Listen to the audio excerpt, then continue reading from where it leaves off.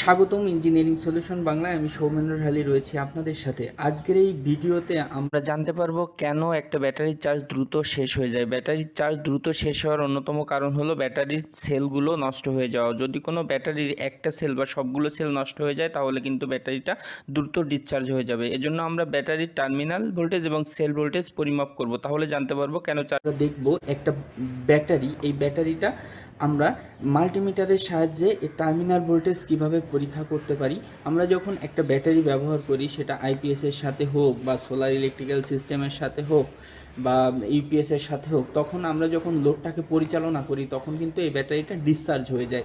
আর discharge হয়ে গেলে তখন আমাদের ব্যাটারিটাকে পুনরায় চার্জ করতে হয়। অনেক ক্ষেত্রে দেখা যায় যে আমাদের এই ব্যাটারিটা ডিসচার্জ যখন হয়ে যাচ্ছে তখন কিন্তু আমাদের এই ব্যাটারিটাকে যখন আমরা পুনরায় চার্জ করতে যাচ্ছি বা ব্যাটারিটা আমরা ব্যবহার করতে যাচ্ছি তখন কিন্তু আমাদের কিছু সমস্যার সম্মুখীন হতে হয়। আজকের এই ভিডিওর মাধ্যমে আমরা জানতে পারবো যে একটা ব্যাটারি কিভাবে টার্মিনাল ভোল্টেজ আমরা চেক করতে পারি, আমরা সেল ভোল্টেজ কিভাবে চেক করতে পারি।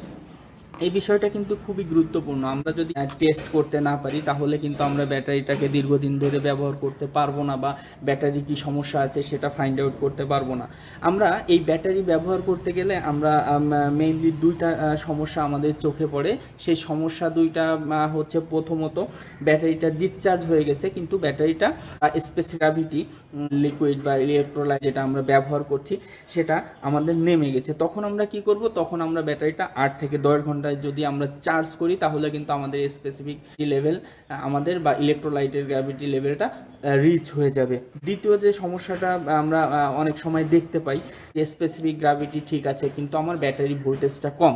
আজকের এই ভিডিওটার মাধ্যমে আমরা এই সলিউশনটা খুব করতে পারবো যে আমার স্পেসিফিক গ্র্যাভিটি লেভেল ঠিক আছে কিন্তু ব্যাটারি আমার ভোল্টেজ কম দিচ্ছে। এইটা আমরা কিভাবে ঠিক করতে পারি এটা জানা কিন্তু খুবই গুরুত্বপূর্ণ। সো বন্ধুরা, এই টেস্টে আমরা আজকে একটা মাল্টিমিটার, এই মিটারের সাহায্যে কী কী পরিমাপ করতে পারছি, AC current, AC voltage, DC voltage, continuity বা ওহমও আমরা চেক করতে পারছি। প্রথমে যে কাজটা করব সেটা হলো আমরা এই ব্যাটারির টার্মিনাল ভোল্টেজটাকে আমরা মেজার করতে গেলে আমরা এই মিটারটাকে আমরা ব্যবহার করব এবং মিটারটাকে অবশ্যই আমরা প্রথমে অন করে এটাকে আমরা ডিসি ভোল্টেজে সেট করে দিব। প্রথমে যে কাজটা করব, টার্মিনাল ভোল্টেজটা মেজার করব। আপনারা দেখতে পাচ্ছেন এটা হচ্ছে পজিটিভ টার্মিনাল আর এটা হচ্ছে নেগেটিভ টার্মিনাল। তো আমার ব্যাটারি ভোল্টেজ দেখাচ্ছে কত, আমার ব্যাটারি ভোল্টেজটা দেখাচ্ছে 12.49 ভোল্ট, অর্থাৎ আমার ব্যাটারিটা কিন্তু ভালো লেভেলে আছে।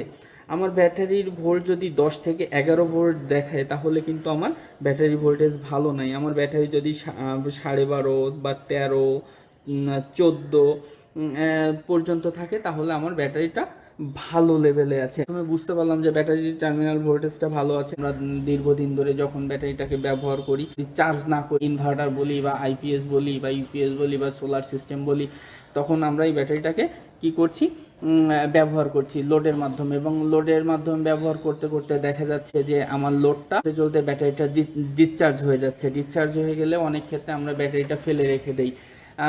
ফেলে রেখে দিলে আমরা যে ডিভাইস দিয়ে, অর্থাৎ আইপিএস দিয়ে বা সোলার দিয়ে, যা দিয়ে চার্জ করি না কিন্তু তখন কিন্তু দেখা যায় চার্জ হয় না। তখন আমাদের কি করতে হবে, তখন আমাদের এক্সটার্নাল কোনো সোর্স দিয়ে এটাকে চার্জ করে নিতে হবে। এবং দ্বিতীয়ত হচ্ছে স্পেসিফিক গ্র্যাভিটি লেভেল ঠিক আছে কিন্তু আমার ব্যাটারি ভোল্টেজ কম দিচ্ছে। সেক্ষেত্রে কি সমস্যা হতে পারে, সেক্ষেত্রে ব্যাটারির যে কোনো একটা সেল নষ্ট হতে পারে বা একটা সেল ঠিকমতো চার্জ হচ্ছে না। তো আজকে আমরা এই ভিডিওর মাধ্যমে কিন্তু আমরা এই একটা সেলের ভোল্টেজ মেজার করে আমরা এই সমস্যাটা আমরা দূর করতে পারবো। তো আমরা প্রথমে যে কাজটা করব সেটা হলো আমরা এর টার্মিনাল নবগুলো খুলে রাখি। খোলার পরে আমরা ইন্ডিভিজুয়াল প্রত্যেকটা সেলের আমরা ভোল্টেজটা মেজার করব। টার্মিনাল এবং এই যে সেলের ইলেকট্রোলাইটে বরাবর আমরা দিচ্ছি, এখানে দেখতে পাচ্ছি 1.72 ভোল্ট, অর্থাৎ এই সেলটা কিন্তু আমার ভালো আছে। আমাদের যদি 1 ভোল্টের নিচে শো করে তখন কিন্তু আমরা বুঝে নিব যে এই সেলটা খারাপ। এবার আমরা দ্বিতীয় সেলটা পরীক্ষা করি। দ্বিতীয় সেলটাতেও আমরা দেখতে পাচ্ছি কত 2.1 ভোল্ট শো করছে, অর্থাৎ এই সেলটাও আমার ভালো আছে। আমার 3 নাম্বার সেলটাও শো করছে কত 2.112।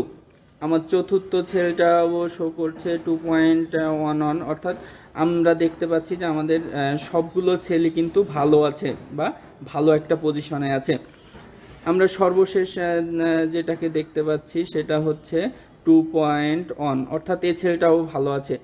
এইবার আমরা এই সেলটার ভোল্টেজটা আমরা পরিমাপ করি, তাহলে আমরা দেখতে পাচ্ছি এখানে কত শো করছে, 362 মিলিভোল্ট, অর্থাৎ 0.35 ভোল্ট।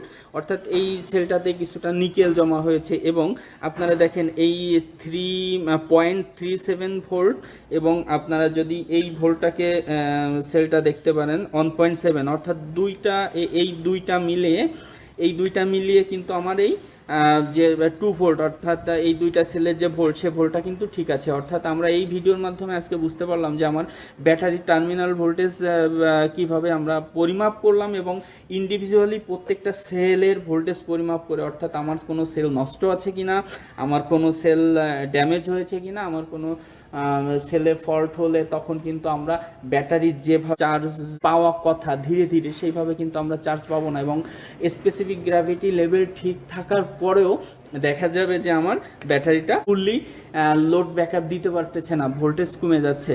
ধন্যবাদ আমাদের এই ভিডিওটা ধৈর্য ধরে দেখার জন্য। আজকের ভিডিওটা যদি আপনাদের একটুও ভালো লেগে থাকে বা আপনারা মনে করেন আপনাদের ন্যূনতম একটু উপকার হয়েছে, তাহলে অবশ্যই আমাদের ভিডিওটা লাইক করবেন, বন্ধুদের উদ্দেশ্যে বেশি বেশি করে শেয়ার করবেন, যাতে আমাদের এই জ্ঞানটা চারিদিকে ছড়িয়ে পড়ে স্কিল পারসন হিসেবে সবাই বেড়ে উঠতে পারি। এবং আপনারা যদি আমাদের চ্যানেলটা এখনও পর্যন্ত সাবস্ক্রাইব না করে থাকেন, অবশ্যই চ্যানেলটা সাবস্ক্রাইব করবেন, বেশি বেশি করে শেয়ার করবেন। ধন্যবাদ সবাইকে, ভালো থাকবেন।